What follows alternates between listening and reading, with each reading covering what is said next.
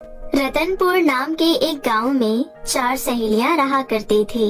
एक का नाम आरती, दूसरी का नाम पिंकी और तीसरी चौथी का नाम पायल और कंगना था। चारों सहेलियां बचपन से ही साथ खेलती हुई बड़ी हुई थी। अभी कुछ दिन पहले ही उन्होंने अपनी 10वीं पूरी करके 11वीं में दाखिला लिया था, लेकिन चारों की दोस्ती अभी भी बरकरार थी। चारों सहेलियां में कंगना के घर के हालात कुछ ठीक नहीं थे। बाकी के तीनों सहेलियां तो बहुत अमीर थी, लेकिन कंगना एक गरीब परिवार से थी। कंगना के पिता नहीं थे और माँ लोगों के घरों में काम करके घर का गुजारा चलाती थी। कंगना गरीब थी तो क्या हुआ, उसका दिल बहुत बड़ा था और वो कभी भी अपनी सहेलियों की मदद करने से नहीं चूकती थी। एक बार की बात है, स्कूल में सभी बच्चों को असाइनमेंट बनाने का काम मिलता है। 4 में से 3 सहेलियां तो अपना असाइनमेंट बना लेती है, परंतु आरती असाइनमेंट नहीं बना पाती है। अगले दिन जब चारों सहेलियां स्कूल जाती है, तब टीचर कहते हैं, सभी बच्चे अपना अपना असाइनमेंट अपने टेबल पर रखिए, मैं चेक करने आ रहा हूँ। सभी बच्चों ने अपना अपना असाइनमेंट टेबल पर रख लिया, परंतु आरती बहुत ही ज्यादा घबरा रही थी, क्योंकि उसने तो असाइनमेंट बनाया ही नहीं था। कंगना आरती से कहती है, क्या हुआ आरती, तुम घबरा क्यों रही हो? अपना असाइनमेंट निकालो। कंगना, कल मैं अपने पापा के साथ उनके बिजनेस पार्टी में चली गई थी, इसलिए मैं असाइनमेंट नहीं बना पाई। अब तो सर मेरी बहुत पिटाई करेंगे, मुझे बहुत डर लग रहा है। तुम डरो मत, तुम एक काम करो, मेरा असाइनमेंट रख लो और मेरा नाम काट कर अपना नाम लिख लो। सच में कंगना, लेकिन फिर सर तुम्हारी पिटाई कर देंगे। कोई बात नहीं, क्या मैं तुम्हारे लिए इतना भी नहीं कर सकती हूँ? तुम मेरी दोस्त हो। इतना कहकर कंगना अपना असाइनमेंट आरती को दे देती है। जब टीचर कंगना के पास आते हैं तो कहते हैं, कंगना, तुम्हारा असाइनमेंट कहाँ है? सर मैंने अपना असाइनमेंट बना लिया था, लेकिन मैं लाना भूल गई। मैं कल पक्का ले आऊंगी सर। झूठ बोलने के लिए तुम्हारे पास कोई और बहाना नहीं था क्या कंगना? तुम्हारे चेहरे से साफ साफ लग रहा है कि तुमने असाइनमेंट बनाया ही नहीं है। अभी से भी समय है, पढ़ाई लिखाई पे ध्यान दो, वरना फेल हो जाओगी। अब सभी बच्चों के सामने 10 उठक बैठक लगाओ। टीचर के कहने पर कंगना सभी बच्चों के सामने 10 उठक बैठक लगाती है। थोड़ी देर बाद जब लंच हो जाता है तो कंगना की बाकी 3 सहेलियां उसके पास आती है और फिर आरती कहती है, तुम्हारा बहुत बहुत धन्यवाद कंगना, और साथ में मैं तुमसे माफी भी मांगना चाहती हूँ। माफी किस लिए? मेरी वजह से तुम्हें पूरी क्लास के सामने उठक बैठक करना पड़ा, मुझे माफ कर दो। अरे कोई बात नहीं पागल, लंच हो गया है, चलो खाना खाते हैं। उसके बाद चारों सहेलियां खाना खाने चली जाती है। कंगना के अलावा बाकी तीनों बहुत अच्छा खाना लाया करती थी, लेकिन कंगना सूखी रोटी और चटनी लेकर आया करती थी। लेकिन फिर भी उसकी तीनों सहेलियां उसको बिल्कुल भी ऐसा एहसास नहीं करवाती थी कि उसका खाना अच्छा नहीं है। वो तीनों बड़े ही चाव से कंगना का खाना भी खाया करती थी। वैसे कंगना, तेरे घर की धनिया की चटनी तो बहुत ही कमाल की होती है, खाकर मजा ही आ जाता है। हाँ आरती, तुमने बिल्कुल सही कहा, मुझे भी कंगना के घर का खाना बहुत अच्छा लगता है।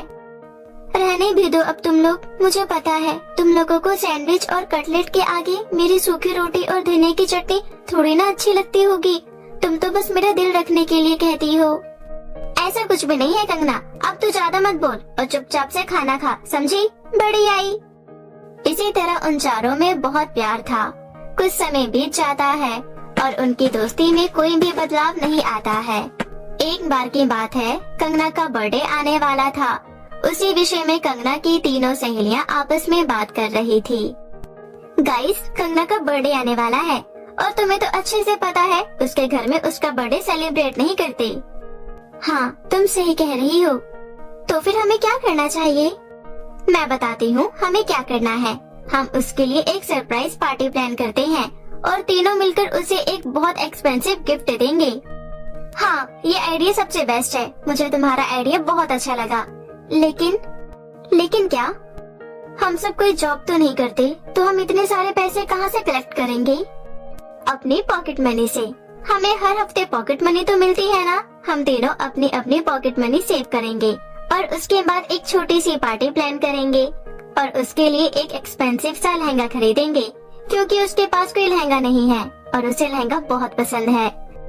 तीनों आपस में कंगना के बर्थडे की प्लानिंग कर लेती है। अब वो तीनों अपनी हर हफ्ते की पॉकेट मनी सेव किया करती थी। दिन बीतते जाते हैं और समय का बिल्कुल पता नहीं चलता। कंगना के बर्थडे से एक दिन पहले पिंकी और पायल आरती के घर जाती हैं और तीनों अपने अपने पैसे काउंट करती है। हम तीनों के पैसे मिलाकर टोटल 2000 रुपए हुए हैं। 2000 में हम सब कुछ कैसे मैनेज करेंगे? देख, 1000 में तो हमारी पार्टी प्लान हो जाएगी, बाकी के 1000 रुपए का लहंगा खरीद लेंगे। कौन देगा तुझे 1000 रुपए का लहंगा? तुझे पता नहीं है लहंगे का प्राइस कितना ज्यादा होता है? हाँ, मुझे दुनियादारी की नॉलेज कहाँ है? हम सबकी दादी अम्मा तो तू ही है ना। यार गाइस, तुम दोनों लड़ना बंद करो। अभी हम जिस चीज की प्लानिंग कर रहे हैं उस पर फोकस करो।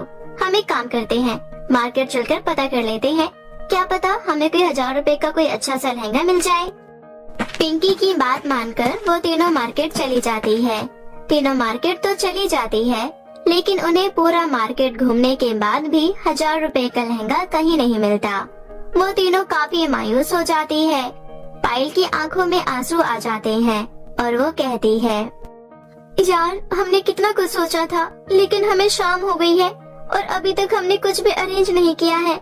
न ही लहंगा मिला और अभी तक हमने उसके बर्थडे के लिए डेकोरेशन भी नहीं किया। आज रात को 12 बजे ही हम उसे सरप्राइज देने वाले थे। मायूस मत हो यार, हमने अपनी तरफ से तो पूरी कोशिश की है ना। चल घर चलते हैं। इसके बाद तीनों अपना मुंह लटकाकर घर की ओर जाने लगती है। तभी उन्हें अचानक से सुनसान रास्ते पर एक दुकान दिखाई देती है, जिसके ऊपर बड़े बड़े अक्षरों में लिखा था कि यहाँ 1000 रुपए से कम दाम में ही लहंगे मिलते हैं। ओए, अचानक से यहाँ पर ये दुकान कहाँ से आई? हम मार्केट भी तो इसी रास्ते से गए थे, उस टाइम तो कोई दुकान नहीं थी। चल, अब तो अपना गोबर वाला दिमाग लगाना बंद कर। क्या पता हमने ना देखा हो इस दुकान को। चल अंदर चलकर देखते हैं। वो तीनों अंदर चली जाती है। वहाँ पर एक बहुत खूबसूरत लड़की लहंगा बेच रही थी। उन्हें उस दुकान में 1000 रुपए में ही एक बहुत खूबसूरत लहंगा मिल जाता है, जिसे पाकर वो तीनों बहुत ज्यादा खुश होती है और उस लहंगे को लेकर वो तीनों आरती के घर चली जाती है। आरती कहती है, गाइस हमें लहंगा तो मिल गया, अब हमें डेकोरेशन करना है। चलो लग जाओ अपने अपने काम पर। उसके बाद वो तीनों आरती के घर में ही बहुत अच्छा बर्थडे का डेकोरेशन करती है। डेकोरेशन करने के बाद वो तीनों कंगना के घर जाती है और पायल कंगना से कहती है, सुन कंगना, यार तुझे तो पता है हमारे एग्जाम आने वाले हैं और हम तीनों ही पढ़ने में बिल्कुल बेकार है। हम चारों में सबसे ज्यादा पढ़ने में तेज तू ही है। आज प्लीज हमारे साथ आरती के घर चलना। हमने सोचा है हम रात को बैठकर ग्रुप स्टडी करेंगे। अरे बस इतनी सी बात, रुको मैं मम्मी से पूछ कर आती हूँ। कंगना मम्मी से पूछ कर आती है और उसके बाद वो तीनों आरती के घर चले जाते हैं। आरती के घर में दूसरे कमरे में बैठकर वो लोग झूठ मूठ का पढ़ाई करने का ढोंग करने लगते हैं। जैसे ही 12 बजते हैं वो सभी जोर से चिल्लाती है, हैप्पी बर्थडे कंगना। अरे यार, तुम लोगों को मेरा बर्थडे याद था? मुझे तो खुद ही मेरा बर्थडे याद नहीं था। Thank you so much. अच्छा अब किताबों को छोड़ और हमारे साथ चल। वो तीनों मिलकर कंगना को डेकोरेशन किए हुए रूम में लेकर जाती हैं। इतनी अच्छी सजावट और सुंदर सा केक देखकर कंगना बहुत खुश होती है। तभी वे लोग उसे लहंगा देते हैं। कंगना को लहंगा भी बहुत पसंद आता है और वो तुरंत अपने पुराने कपड़े चेंज करके वो लहंगा पहन लेती है। लहंगा कंगना के ऊपर बहुत जच रहा था। उसके बाद वो अपनी सभी सहेलियों के साथ केक कट करती है और पूरी रात वो लोग बहुत डांस करते हैं और पार्टी करते हैं। सुबह कंगना अपनी सहेलियों से कहती है, तुम लोगों का बहुत बहुत धन्यवाद। मैं अपना ये बर्थडे जीवन में कभी नहीं भूल पाऊंगी। थैंक यू सो मच मेरे बर्थडे को यादगार बनाने के लिए। चल चल अब ओवर एक्टिंग मत कर। कंगना की ये बात सुनकर सभी हंसने लगते हैं। उसके बाद कंगना अपने घर जाती है और अपनी माँ को सारी बात बताती है। कंगना की माँ भी बहुत खुश होती है। कंगना ने लहंगा पहना हुआ था। वो लहंगा पहनकर जैसे ही खाना खाने के लिए बैठती है, उसका खाना बहुत स्वादिष्ट पकवानों में बदल जाता है। ये सब देख कंगना को कुछ भी समझ नहीं आता। अरे ये सब कैसे हुआ? जैसे ही मैंने इस खाने को छुआ, मुझे ये स्वादिष्ट पकवान मिल गया खाने के लिए। फिर कंगना वो स्वादिष्ट पकवान बहुत खुश होकर खा लेती है।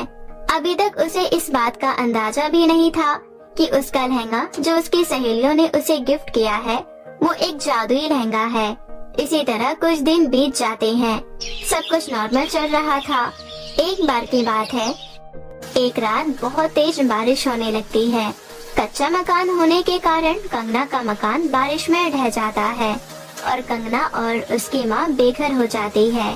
कंगना आस पड़ोस के लोगों से बहुत मदद मांगती है। मदद करो काकी, देखो हमारा घर ढह गया है, अब हम कहाँ रहेंगे? तो हमसे क्या कह रही है, हम तेरी कोई मदद नहीं कर सकते। कंगना मायूस होकर वापस अपनी माँ के पास चली जाती है, जो टूटे हुए मकान के आगे खड़ी होकर रो रही थी। रो मत माँ, देखना भगवान हमारी मदद जरूर करेंगे। तभी अचानक से कंगना का जादुई लहंगा, जो कि मलबे के नीचे दबा हुआ था, एकदम से बहुत बड़ा आकार ले लेता है और एक लहंगे के घर के रूप में बदल जाता है। ये सब देख दोनों माँ बेटी बहुत हैरान हो जाती है। माँ, ये तो वही लहंगा है जो मेरी सहेलियों ने मुझे मेरे बर्थडे पर गिफ्ट किया था। अच्छा, इसका मतलब उस दिन जो अचानक से अच्छे अच्छे पकवान मेरे सामने आ गए थे वो इस लहंगे के जादू से हुआ था। मतलब ये लहंगा जादुई है। चलो माँ, अंदर चलकर देखते हैं। फिर दोनों माँ बेटी उस लहंगे के घर के अंदर जाती हैं। वो घर बहुत ही विशाल था और बहुत आलीशान भी था। वहाँ उनकी जरूरतों की सारी चीजें मौजूद थी। कंगना बहुत खुश होती है। अगले दिन स्कूल जाने के लिए उसकी तीनों सहेलियाँ उसको बुलाने आती है, लेकिन वहाँ पर उसका घर ना देखकर एक लहंगे का विशाल घर देख वे तीनों हैरान हो जाती है। आरती, क्या ये अपनी कंगना का घर है? हाँ, और तुझे ये लहंगा कुछ जाना पहचाना नहीं लग रहा? अबे ये तो वही लहंगा है जो हमने उसको बर्थडे पर गिफ्ट किया था। वे लोग इस तरह से बातें कर ही रही थी कि तभी कंगना घर से बाहर निकलती है और उन्हें सारी बात बताती है। सारी बात जानने के बाद वो चारों सहेलियां उस दुकान पर जाती है जहाँ से उन्होंने वो लहंगा खरीदा था। जब वो वहाँ पहुँचती है तो देखती है कि वहाँ तो कोई दुकान ही नहीं है। ये सब क्या हो रहा है? मुझे तो कुछ भी समझ नहीं आ रहा। तुझे कुछ समझ आएगा भी नहीं बुद्धू, क्योंकि तेरे दिमाग में गोबर जो भरा है। इस तरह चारों सहेलियां हंसने लगती हैं। उस दिन के बाद से जादुई लहंगे के घर की वजह से कंगना को भी किसी चीज की कोई कमी नहीं होती और अब वो अपनी सहेलियों की तरह अपना जीवन खुशी खुशी व्यतीत करने लगती है। बहुत समय पहले की बात है। उदयपुर नामक गांव में आरोही एक अनाथ लड़की थी और वह अपनी बूढ़ी दादी के साथ रहा करती थी। आरोही के माता पिता की एक ट्रेन हादसे में मृत्यु हो जाती है। अपने माता पिता के इस दुनिया से जाने के बाद आरोही ने अपनी दादी को ही सब कुछ मान लिया था। माँ भी पिता भी। वह अपनी दादी से बहुत ज्यादा प्यार करती थी। दादी बूढ़ी थी, इसलिए समय के साथ साथ वह कमजोर होती गई और बीमारी ने उनके शरीर में घर कर लिया था। आरोही गांव के एक बुटीक पर काम करने जाया करती थी, क्योंकि उसे सिलाई करनी बहुत अच्छी तरह से आती थी। इसलिए वह अपनी पढ़ाई के साथ साथ काम भी कर रही थी और अपना और अपनी दादी का ख्याल भी रख रही थी। ऐसे ही समय बीत रहा था। दादी दादी, मुझे आप पिताजी के बचपन की बातें बताइए। आखिर पिताजी कैसे थे? शरारती थे, नटखट थे या फिर वो बिल्कुल शांत थे? बताइए ना दादी जी, पिताजी आखिर बचपन में कैसे थे? अरे बेटा, किशोरदास तो बहुत ही ज्यादा सीधा साधा बच्चा था, लेकिन बहुत ज्यादा मेहनती। बिल्कुल तुम अपने पिता के ऊपर गई हो। इतनी छोटी उम्र में तुम्हारे ऊपर इतनी बड़ी जिम्मेदारी आ गई और तुमने उसे बखूबी निभाया है। गांव के सरकारी स्कूल में पढ़ने भी जाती हो, वहां से आने के बाद बुटीक पर भी जाती हो और फिर अपनी इस बूढ़ी दादी का कितना ख्याल भी तो रखती हो। बिल्कुल अपने पिता पर गई हो। वो बिल्कुल भी शरारती नहीं था, बस उसे सबका ख्याल रखना आता था। हाँ दादी, माँ पिताजी कितने ज्यादा अच्छे थे। वो हमें इतनी जल्दी अकेला छोड़कर क्यों चले गए? अगर आज वो हमारे साथ होते तो कितना अच्छा होता। दादी दादी दादी, आपको क्या हो गया? मैं आपसे बातें कर रही हूँ। दादी, आप मेरी बातें क्यों नहीं सुन रही? दादी दादी, अपनी आंखें खोलिए। दादी क्या हुआ? आरोही की दादी उससे बातें करते करते बेहोश हो जाती हैं। आरोही अपनी दादी को इस हाल में देखकर बहुत ज्यादा घबरा जाती है और वह तुरंत उन्हें हॉस्पिटल लेकर जाती है। डॉक्टर दादी के सारे चेकअप करने के बाद डॉक्टर जैसे ही बाहर आती हैं तो आरोही डॉक्टर से कहती है, डॉक्टर बताइए ना, मेरी दादी ठीक तो हो जाएंगी ना? वो ठीक तो है ना? प्लीज मुझे उनसे मिलने दीजिए। मेरी दादी को क्या हुआ? आज से पहले तो उनके साथ कभी ऐसा नहीं हुआ। वो मुझसे बातें कर रही थी, अचानक ही बेहोश हो गई। डॉक्टर बताइए ना, मेरी दादी जी कैसी है? मेरी दादी के सिवा इस दुनिया में कोई नहीं है, वह मेरी दुनिया है। प्लीज मुझे बताइए वो कैसी है? तुम्हारा उनके प्रति इतना प्यार देखकर मुझे बहुत अच्छा लग रहा है, लेकिन ऐसे प्यार का क्या फायदा जब तुम अपनी दादी का ख्याल ही नहीं रख सकती? क्या तुम्हें पता नहीं उन्हें कितनी बड़ी बीमारी है? बीमारी? दादी को कैसी बीमारी है? मुझे कुछ नहीं पता और दादी जी ने मुझे आज से पहले अपनी बीमारी के बारे में कुछ नहीं बताया। डॉक्टर बताइए ना, मेरी दादी को क्या हुआ है? देखो आरोही, मुझे तुम्हें बताते हुए बहुत अफसोस हो रहा है, लेकिन तुम्हें नहीं बताऊंगी तो किसे बताऊंगी? तुम्हारी दादी को इलाज की बहुत ज्यादा जरूरत है क्योंकि उन्हें कैंसर है और उनका ऑपरेशन होना बहुत ज्यादा जरूरी है। इसलिए तुम 2 लाख रुपए का बंदोबस्त कर लो। क्या पता ऑपरेशन के बाद हम तुम्हारी दादी को बचाने में कामयाब रहे, वरना हम कुछ नहीं कह सकते। 2 लाख रुपए मैं कहाँ से लेकर आऊंगी? डॉक्टर आप चिंता न करो, मैं मेरी दादी को बचाने के लिए रात दिन मेहनत करूंगी, घर भी बेच दूंगी, लेकिन मैं मेरी दादी को कुछ नहीं होने दूंगी। आप मेरी दादी के ऑपरेशन की तैयारियां कीजिए, मैं आपको 2 लाख रुपए दे दूंगी, आप चिंता न करो। ऐसा कहकर आरोही हॉस्पिटल से वापस आ जाती है, लेकिन वह अंदर ही अंदर बहुत ज्यादा परेशान थी कि वह इतनी जल्दी इतने सारे पैसों का बंदोबस्त कहां से करेगी। वह बहुत ही ज्यादा परेशान थी। तभी उसे अपनी बुटीक मालकिन की याद आती है। मुझे बुटीक मालकिन सरिता आंटी के पास जाना चाहिए, वह तो मुझे कितना ज्यादा पसंद करती हैं। जरूर मेरे मुसीबत के समय वह मेरे काम जरूर आएंगी। हाँ यही सही रहेगा, मुझे उनके पास जाना चाहिए। ऐसा सोचकर आरोही अपने आंसू पहुंचकर बुटीक पर जाती है। आरोही को देखकर बुटीक मालकिन सरिता कहती है, आरोही तुमने तो आज की छुट्टी ली थी, तुमने तो कहा था कि तुम अपनी दादी को हॉस्पिटल लेकर जा रही हो, फिर यहाँ कैसे? सरिता आंटी, मैं आपके पास बहुत उम्मीद लेकर आई हूँ, मुझे निराश मत करना। आपको पता है मेरी दादी को कैंसर है और उनका ऑपरेशन होना बहुत ज्यादा जरूरी है। मुझे 2 लाख रुपए की बहुत ज्यादा जरूरत है। क्या आप मुझे उधार के तौर पर 2 लाख रुपए दे सकती हैं? मैं आपके यहाँ रात दिन सिलाई करूँगी और एक एक पाई चुका दूंगी।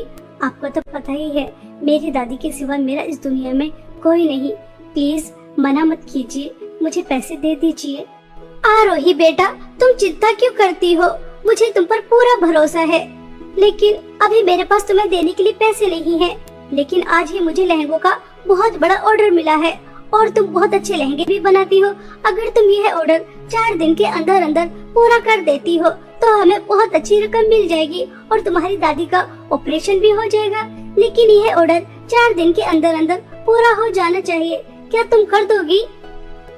सरिता आंटी, मैं आपका ये एहसान जिंदगी भर तक नहीं भूलूंगी और ये लहंगों का ऑर्डर मैं 4 दिन के अंदर अंदर पूरा कर दूंगी। रात दिन सिलाई करूंगी। आपका बहुत बहुत धन्यवाद मेरी मदद के लिए। इस तरह से आरोही के चेहरे पर थोड़ी खुशी आ जाती है कि चलो मेहनत करने के बाद उसे पैसे मिल ही जाएंगे। लेकिन आरोही को कहाँ पता था कि उसी के बुटीक में उससे जलने वाली 2 लड़कियां रहती हैं जो हमेशा उससे जलती रहती थी, दिव्या और सुमन। तभी वह आपस में बातें करती हैं। यह करमजली अनाथ हमेशा हमारे रास्ते में आ जाती है। यह ऑर्डर तो हमें मिलने वाला था। अगर ये ऑर्डर हम दोनों पूरा करते तो हमें कितने ज्यादा पैसे मिलते, लेकिन बीच में आकर टपक गई, हमारा ऑर्डर ले लिया इस मनहूस ने। दिव्या, हमारी मालकिन ने इस आरोही की बच्ची को इस ऑर्डर को इसलिए दिया है क्योंकि ये लहंगे बहुत अच्छे बनाती है ना। हम ऐसे लहंगे बना नहीं पाते, उसका भी काम हो जाएगा और इसे 2 लाख रुपए भी मिल जाएंगे इसकी दादी की इलाज के लिए। दोनों में बहुत बनती है, हमेशा एक दूसरे के काम आती रहती है। दिव्या, कुछ तो सोचना ही पड़ेगा, हम इस आरोही की बच्ची को सबक सिखाना ही पड़ेगा। कुछ तो सोच ताकि हम इसे सबक सिखा सकें। सुमन, मैंने सोच लिया है, अब हम दोनों जो करने वाले हैं ना, वो ऐसा होगा जिससे बुटीक मालकिन का भी नुकसान होगा और इस आरोही की बच्ची का भी। अब हम भी देखते हैं कि कैसे अपनी दादी का इलाज करवा पाती है। हमसे हमारा ऑर्डर छीना है ना। देख, अब हम तेरे साथ क्या करते हैं, बना। जितनी मेहनत से लहंगा बना सकती है बना। उसके बाद हम जो करने वाले हैं ना, वो तेरी सोच से भी परे होने वाला है। बहुत मजा आएगा तेरी बर्बादी और बुटीक मालकिन की बर्बादी देखते हुए। बहुत मजा आएगा। ऐसा सोचकर दिव्या और सुमन एक बहुत खतरनाक प्लान बना लेती हैं। वहीं दूसरी तरफ बेचारी आरोही, वह 1 मिनट के लिए भी नहीं सोती। 4 दिन तक रात दिन मेहनत करती है और वह लहंगों का ऑर्डर पूरा कर देती है। तभी सरिता आंटी का फोन आता है। आरोही बेटा, तुम वह सभी लहंगे जो तुमने बनाए हैं वह शहर में लाला सेठ के यहाँ पर देकर आ जाओ और वो जो भी तुम्हें पैसे देंगे मुझे लाकर दे देना, ठीक है? संभल कर जाना। आरोही वह सभी लहंगे लेती है और शहर जाकर लाला सेठ के यहाँ पर देकर आ जाती है और लाला सेठ आरोही को जो भी लहंगों के पैसे देता है वह सभी लेकर शहर से वापस आ रही थी। तभी दिव्या और सुमन चोर का रूप लेती हैं और आरोही को रास्ते में ही रोक लेती हैं और उसे चाकू दिखाकर उससे सभी पैसे छीन लेती हैं और उसके बाद बेचारी आरोही की बहुत ज्यादा पिटाई भी करती हैं और सभी पैसे लेकर वहाँ से भाग जाती हैं। बेचारी आरोही वहीं बैठकर बहुत ज्यादा रोती है। अब मैं बुटीक मालकिन के पास क्या मुंह लेकर जाऊंगी? उनसे क्या कहूंगी कि रास्ते में चोरों ने मुझसे पैसे छीन लिए? पता नहीं वो मेरी इस बात पर भरोसा करेंगी भी या नहीं। कहीं वो मुझे लालची न समझ ले। उन्होंने मेरे ऊपर भरोसा दिखाया और मुझे शहर भेजा। मैं क्या करूं? मुझे तो कुछ भी समझ में नहीं आ रहा।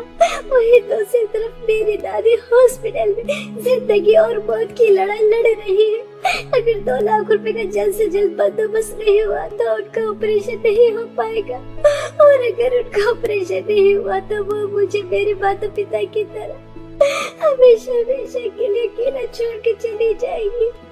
मेरे दादी के बिना मैं कैसे जीऊंगी? मेरे तो उनके सिवा इस दुनिया में कोई नहीं है। मैं क्या करूं?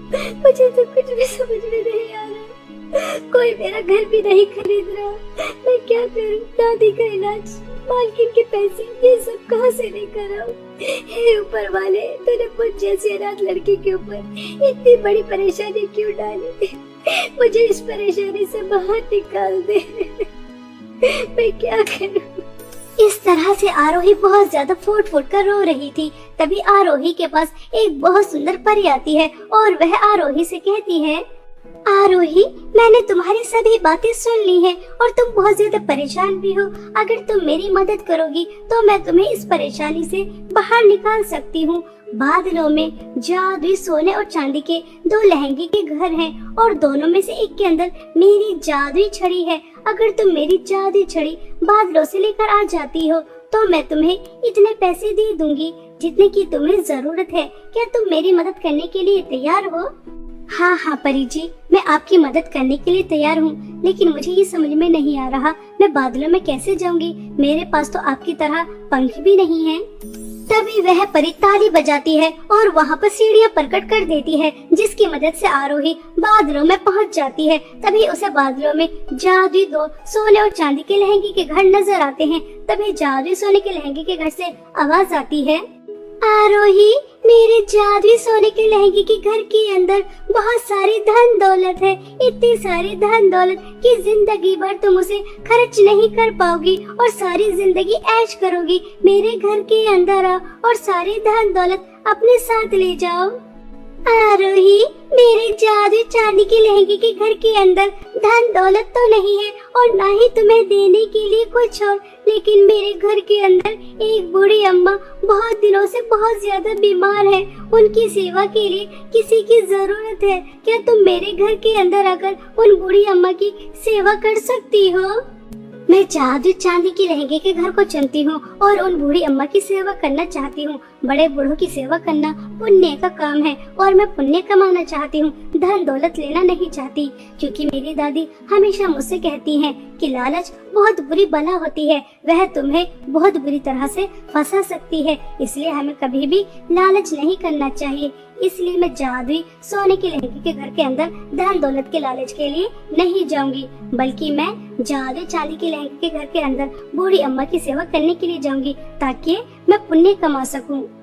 आरोही के इतना कहते ही जादुई सोने के लहंगे का घर अदृश्य हो जाता है और आरोही जादुई चांदी के लहंगे के घर के अंदर जाती है तो उसके अंदर कोई बूढ़ी औरत नहीं थी, बल्कि परी की जादुई छड़ी थी और वह उस जादुई छड़ी को सही सलामत परी के पास लेकर आ जाती है। तभी परी आरोही से कहती है, आरोही, मैं तो बस तुम्हारी परीक्षा ले रही थी कि तुम इतनी दुखी हो, इतनी परेशान हो, तुम्हें पैसों की इतनी ज्यादा जरूरत है कि तुम धन दौलत के लालच में आती हो या नहीं। लेकिन तुम तो बहुत अच्छी हो, तुमने इतने परेशानी में भी बुराई का रास्ता नहीं चुना, तुमने लालच नहीं किया, इसलिए बादलों का जादू चांदी के लहंगे का घर आज से तुम्हारा है। तुम जादू लहंगे के घर से जो भी कुछ मांगोगी हमेशा तुम्हें मिलता रहेगा।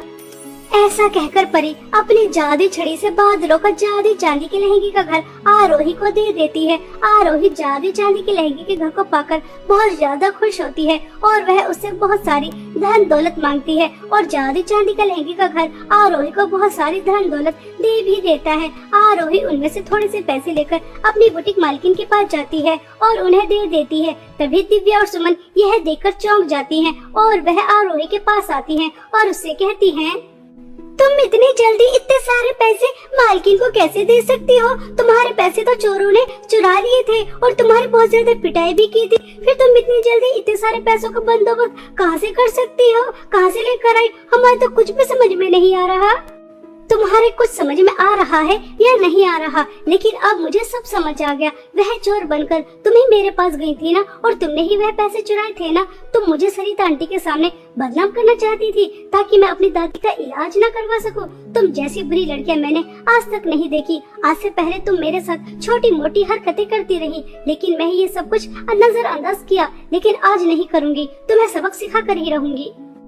ऐसा कहकर आरोही सरिता आंटी को उन दोनों की सारी हरकतें बताती है। तभी सरिता आंटी दोनों बहनों को पुलिस के हवाले कर देती है ताकि वह आगे से किसी के साथ ऐसा न कर सके। दोनों बहनों को उनकी की सजा बहुत अच्छी तरह से मिल जाती है और वहीं दूसरी तरफ आरोही अपनी दादी का इलाज करा देती है और कुछ ही दिनों में आरोही की दादी बिल्कुल ठीक हो जाती है। आरोही अपनी दादी के साथ जादू चांदी के लहंगे के घर के अंदर हंसी खुशी रहती है और अपने साथ साथ और भी गरीब, परेशान और अनाथ लोगों की भी बहुत ज्यादा मदद करती है। रौनकपुर गांव में सीमा, अर्चना और कोमल नाम की 3 सहेलियां रहती थी। तीनों बचपन से ही एक साथ हंसते खेलते हुए बड़े हुए। कुछ दिन पहले ही उनका स्कूल खत्म हुआ। वह तीनों अब कॉलेज में आ गई थी, लेकिन तीनों की दोस्ती अभी भी बरकरार थी। अर्चना के घर की हालत तीनों दोस्तों में थोड़ी सी खराब थी, लेकिन अर्चना के पास पैसे नहीं थे तो क्या हुआ, उसका दिल बहुत बड़ा था। वो हर वक्त मजबूर और बेसहारा लोगों की मदद किया करती थी। उसके पास जितना था उतने में ही वो लोगों की मदद करने की कोशिश करती थी। ऐसे ही दिन बीत रहे थे। एक दिन सीमा अपना होमवर्क लाना भूल जाती है। टीचर होमवर्क न लाने की वजह से पिटाई करती थी। इस बात से सीमा को बहुत डर लग रहा था। वो डर के मारे कांप रही थी। सीमा की यह हालत अर्चना से देखी नहीं गई और उसने उसे टीचर की मार से बचाने के लिए अपना होमवर्क सीमा को दे दिया। तभी क्लास में टीचर आ जाती है। अर्चना, चलो अपना होमवर्क दिखाओ। आई एम सॉरी टीचर, दरअसल मैं अपना होमवर्क लाना भूल गई। अच्छा बहाना है, अब पिटाई खाने के लिए भी तैयार हो जाओ। उसके बाद अर्चना सीमा के हिस्से की पिटाई भी खुद ही खा लेती है। स्कूल में तो सीमा और कोमल अच्छा खाना खा लिया करती थी, लेकिन अर्चना नमक रोटी से ही अपना पेट भर लिया करती थी। ऐसे ही कुछ दिन बीत जाता है और अर्चना का बर्थडे आता है। अर्चना गरीब थी, इसलिए उसके पास ज्यादा अच्छे कपड़े नहीं थे। अर्चना का फटा हुआ कपड़ा देखकर सीमा और कोमल मिलकर अर्चना को एक सुंदर सा फ्रॉक गिफ्ट करने का प्लान बनाते हैं। हाँ कोमल, तुमने बिल्कुल सही कहा। हमें अर्चना को एक बहुत सुंदर सा फ्रॉक गिफ्ट करना चाहिए। फ्रॉक को देखकर वो बहुत ही ज्यादा खुश होगी। उसके बाद सीमा और कोमल ने जो कुछ भी पैसे जमा किए वो उन पैसों को लेकर एक बहुत बहुत बड़ी दुकान में गई। चूँकि सीमा और कोमल ने अपने पॉकेट मनी से ज्यादा पैसे इकट्ठे नहीं किए थे, इसलिए बड़ी दुकान से वो फ्रॉक नहीं खरीद पाई। उसने बहुत सारे दुकानों में जाकर पता किया, लेकिन हर जगह फ्रॉक बहुत ही महंगे थे। कोमल, अब हम क्या करें? मुझे तो लगता है अर्चना को हम फ्रॉक गिफ्ट नहीं कर पाएंगे। हाँ, तुम सही कह रही हो। हमारे इतने कोशिश करने के बाद भी हम अर्चना के लिए कुछ भी नहीं कर पा रहे हैं। हम उसे एक छोटा सा तोहफा भी नहीं दे पा रहे हैं। वे लोग ये बातें कर ही रहे थे कि तभी सीमा को एक दुकान दिखाई देता है, जिसके ऊपर लिखा था जादुई फ्रॉक की दुकान। वो देखो सीमा, चलो उस दुकान में चलकर पता करते हैं, शायद वहाँ हमारे बजट का कुछ मिल जाए। उसके बाद वो दोनों सहेलियां खुशी खुशी उस जादुई दुकान में चली गई। तभी उसे वहाँ एक बहुत ही सुंदर फ्रॉक दिखाई दिया। आंटी, ये रेड वाली फ्रॉक कितने की है? बेटा, वैसे तो इस फ्रॉक की कीमत 2000 है, लेकिन मेरी दुकानों की सारी चीजें जादुई है, इसलिए यह फ्रॉक आपको 5000 की मिलेगी। अच्छा, फ्रॉक की कीमत सुनकर सीमा और कोमल दोनों निराश हो जाती है। तभी वो दुकान वाली कहती है, अरे तुम दोनों उदास क्यों हो गए? आंटी, दरअसल बात ये है कि हमें अपनी सहेली के लिए एक फ्रॉक खरीदनी है, क्योंकि उसके पास अच्छे कपड़े नहीं है ना। लेकिन हम दोनों अपने पॉकेट मनी से ज्यादा पैसे इकट्ठे नहीं कर पाए। हमने कई दुकानों में पता किया, लेकिन सारे फ्रॉक बहुत ही महंगे हैं। हमें लगा शायद आपके यहाँ हमें कोई सस्ता सा फ्रॉक मिल जाएगा, लेकिन आपके यहाँ तो। अरे बेटा, उदास मत हो। तुम्हारे पास जितने पैसे हैं, तुम उतने पैसे देकर मुझसे ये फ्रॉक ले जा सकती हो, लेकिन बदले में तुम्हें मेरी एक बात माननी होगी। कौन सी बात? यही कि अब तुम दोनों को हंसना पड़ेगा। चलो अब हंसो। उस दुकान वाली आंटी की यह बात सुनकर सीमा और कोमल बहुत ही ज्यादा खुश होती है और वो आंटी को पैसे देकर अर्चना के लिए वो रेड फ्रॉक खरीद लेती है। वो फ्रॉक एक जादुई फ्रॉक था। इस बात की भनक ना तो सीमा को थी और ना ही कोमल को। उन दोनों ने दुकान वाली आंटी की बातों पर इतना ध्यान नहीं दिया था। सीमा और कोमल ने मिलकर अर्चना के लिए एक छोटा सा सरप्राइज प्लान किया था। अर्चना इन सब से बहुत ही ज्यादा खुश होती है। तभी सीमा और कोमल दोनों अर्चना को फ्रॉक भी गिफ्ट देती है। अर्चना फ्रॉक को देखकर बहुत ही ज्यादा खुश हो जाती है और खुशी के मारे उसके आंखों में से आंसू आ जाते हैं। जरूर मैंने पिछले जन्म में कोई बहुत अच्छे कर्म किए होंगे, जो मुझे इस जन्म में तुम जैसी सहेलियां मिली। तुम्हारा बहुत बहुत शुक्रिया मेरी दोस्त। बस भी कर, अब हमें रुलाएगी क्या? चल अब चलकर केक काटते हैं। अर्चना खुशी खुशी उस फ्रॉक को पहनकर केक काटती है। अर्चना पर वो फ्रॉक बहुत ही ज्यादा जच रहा था। अर्चना उस फ्रॉक में बहुत ही प्यारी लग रही थी। कुछ समय बाद उसकी सहेलियां उसका बर्थडे सेलिब्रेट कर अपने घर चली जाती है। अर्चना को इतने सुंदर फ्रॉक में देखकर अर्चना की माँ उससे कहती है, अरे अर्चना बेटा, तुम इतना सुंदर फ्रॉक कहाँ से लेकर आई हो? माँ, ये फ्रॉक तो मेरी सहेलियों ने मुझे बर्थडे पर गिफ्ट दिया है। देखो ना माँ, बहुत सुंदर है ना? हाँ बेटी, बहुत ही सुंदर फ्रॉक है। अर्चना फ्रॉक को पहनकर खाना खाने बैठती है। उसके खाने में जो सूखी रोटी और चटनी होती है, वो अर्चना के खाना छूते ही स्वादिष्ट पकवान में बदल जाता है। यह देखकर अर्चना और उसकी माँ दोनों ही बहुत ही ज्यादा हैरान हो जाते हैं और खुश भी होते हैं। उसके बाद वे लोग खुशी खुशी स्वादिष्ट पकवान खाते हैं। उसके बाद वे सभी सोने चले जाते हैं। अर्चना जैसे ही जमीन पर बिछी चटाई पर सोती है, तभी उसका चटाई एक बहुत ही खूबसूरत बेड में बदल जाता है। अरे ये सब क्या हो रहा है मेरे साथ और कैसे हो रहा है? उधर वो खाना इतना स्वादिष्ट हो गया और अब ये मेरा बिस्तर भी इतना सुंदर बेड में बदल गया। कहीं ये सब इस जादुई फ्रॉक की वजह से तो नहीं हो रहा? शायद मेरा ये फ्रॉक जादुई है। अर्चना अपने फ्रॉक को फिर से एक बार आजमाने के लिए अपने घर के चूल्हे को छूती है। अर्चना जैसे ही घर के मिट्टी के चूल्हे को हाथ लगाती है, तभी वह चूल्हा गैस सिलेंडर में बदल जाता है। अब तो अर्चना को पक्का यकीन हो जाता है कि उसका फ्रॉक कोई साधारण फ्रॉक नहीं बल्कि एक जादुई फ्रॉक है। अगले दिन अर्चना उस फ्रॉक को पहनकर अपनी सहेलियों के पास जाती है और उन्हें भी उस फ्रॉक के बारे में सब कुछ बताती है। सीमा, कोमल, तुम्हें पता है तुम दोनों ने मिलकर जो मुझे मेरे बर्थडे पर फ्रॉक गिफ्ट किया था वह कोई साधारण फ्रॉक नहीं बल्कि एक जादुई फ्रॉक है। क्या? ये तुम कैसी बातें कर रही हो?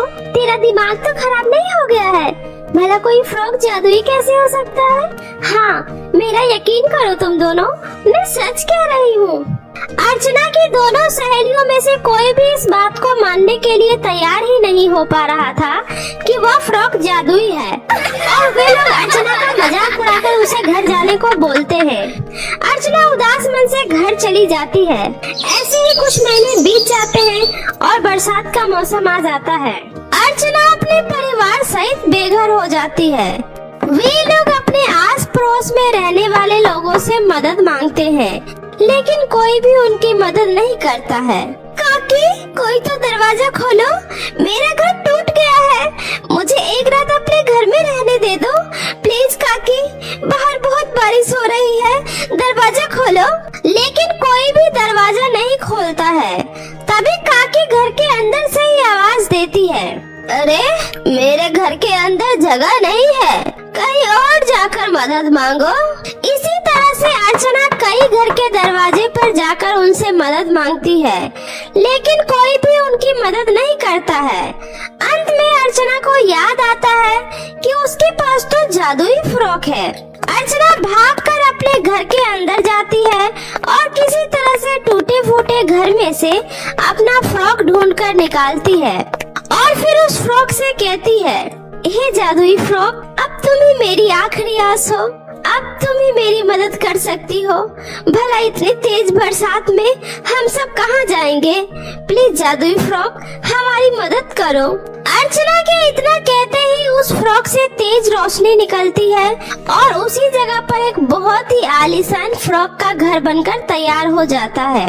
यह देखकर अर्चना खुशी खुशी अपनी माँ के साथ उस घर के अंदर जाती है। अंदर जाने के बाद वो देखती है कि उस घर के अंदर उसकी जरूरत का सारा सामान पहले से ही रखा हुआ है। अर्चना यह सब देखकर बहुत ही ज्यादा खुश होती है और जादुई फ्रॉक का धन्यवाद करती है।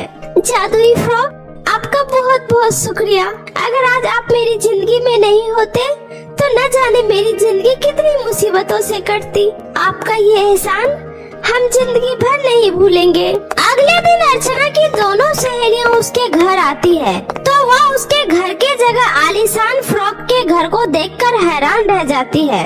सीमा, क्या ये हमारी दोस्त अर्चना का घर है या फिर कहीं हम दोनों रास्ता तो नहीं भटक गए ना? नहीं नहीं कोमल, यह हमारी दोस्त अर्चना का ही घर है।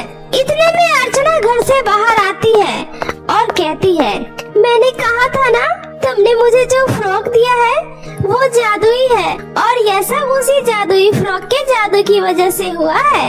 इसके बाद अर्चना अपनी दोनों सहेलियों को फिर से अपनी सारी बातें बताती है। यह सब सुनकर सीमा और कोमल भी बहुत खुश होती है। अरे हाँ, याद आया, उस दुकान वाली आंटी ने कहा था हमारी दुकान की सभी चीजें तो जादुई है, पर हमने उनकी बातों का यकीन नहीं किया। पर आज मुझे यकीन हो गया और मैं ये सब देखकर बहुत ही खुश हूँ। हाँ अर्चना, मैं भी तुम्हें इतना खुश देखकर बहुत ही ज्यादा खुश हूँ और इस जादुई फ्रॉक की सही मायने में असली हकदार भी तुम ही हो। और देखो, ये फ्रॉक तुम्हें मिल गया। उस दिन से तीनों सहेलियाँ खुशी खुशी रहने लगती है और साथ में अर्चना का भी जीवन उस जादुई फ्रॉक की वजह से बहुत ही अच्छे से गुजरने लगता है।